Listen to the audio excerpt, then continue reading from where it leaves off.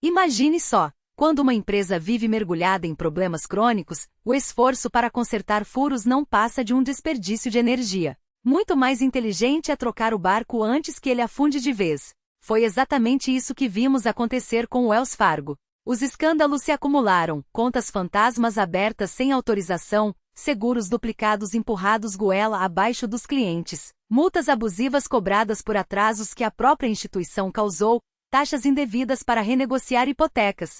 As punições não tardaram, proibição de crescer, multas milionárias e a reputação em frangalhos. Mas aqui está a questão crucial. O Wells Fargo é um caso isolado? Longe disso. Quase todas as grandes corporações já tropeçaram em erros graves. A diferença está no que fazem depois. A American Express, por exemplo, quase naufragou nos anos 1960 por causa de um sistema de incentivos perverso que levou funcionários a inflar resultados. Resultado? Perdemos milhões, mas corrigimos o rumo, e hoje a empresa vale muito mais. O mesmo aconteceu com a Geico. Metas irreais de crescimento levaram a reservas insuficientes e prejuízos bilionários. Mas em vez de varrer o problema para debaixo do tapete, assumimos os erros, ajustamos as práticas e transformamos a crise em oportunidade. O que separa as empresas que sobrevivem das que desaparecem não é a ausência de falhas, mas a capacidade de reconhecê-las e agir rápido. No Wells Fargo, o pecado não foi apenas criar incentivos distorcidos.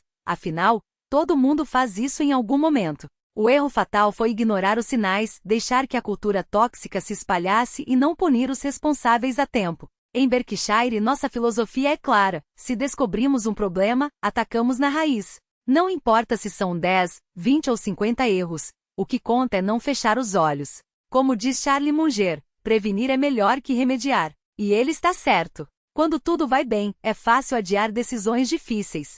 Mas é justamente nesses momentos que as fissuras se transformam em rachaduras. O Wells Fargo hoje não é o mesmo de antes. A liderança mudou, as práticas foram revistas, e a vergonha pelos escândalos serviu de lição. Aliás, é curioso como as empresas saem mais fortes depois de crises bem administradas. A American Express se reinventou. A Geico se recuperou. Por que o Wells Fargo seria diferente? O mercado já precificou os erros do passado, mas o potencial de recuperação ainda está lá. E sejamos francos, se tivéssemos que apostar em qual banco terá o melhor desempenho daqui para frente, o Wells Fargo estaria no topo da lista. Claro, o mundo corporativo está cheio de absurdos. O New York Times, por exemplo, já dividiu seus classificados entre empregos para homens e empregos para mulheres, como se isso fizesse algum sentido. Erros acontecem até nas melhores famílias. O que importa é não repetir os mesmos equívocos. A GE em 2008 subestimou os riscos e pagou caro por isso. Mas quem aprendeu com o erro se tornou mais resiliente. O Wells Fargo está no mesmo caminho. Reconheceu as falhas, ajustou o curso e agora colhe os frutos da transparência. No fim das contas, o que define uma empresa não são os tropeços, mas a coragem de se levantar. E nesse quesito, o Wells Fargo tem tudo para dar a volta por cima. Mas não é o erro em si que define uma empresa, mas a forma como ela reage.